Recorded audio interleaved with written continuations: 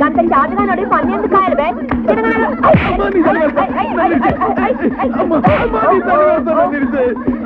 ఈ బజార్కి వెళ్దాం. అలాగే. ఏమైంది? ఏమున్నది సారు, ఓడినోళ్ళు గెలిచినోళ్ళని మోయాలి. గీడు పాతిక బజ్జీలు తింటానని నాగమణి దోస్తు ఎంకలక్ష్మితోని పందెం కాసిండు, ఓడిపోయిండు. నాగమణి ఊకుంటుందా మరి? పక్కాసురుడులా ఉన్నావు. ఆఫ్టర్ ఆల్ పాతిక బజ్జీలు తినలేవురా నీ దప్ప. నువ్వు తింటావు? నేనా? నాదాకా ఎందుకు, మా అన్న తింటాడు. ఏకదమ్న 100 బజ్జీలు. మస్తీ మే సవాల్.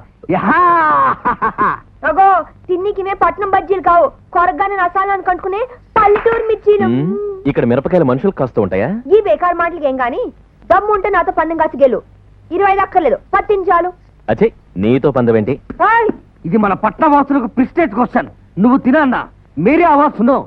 గంటడి మొగాడైతే గట్లెందుకు పోతాడు? ఏయ్, పిచ్చి పిచ్చిగా వాక్కు. తింటానే, 10 కాదు 50 తింటాను.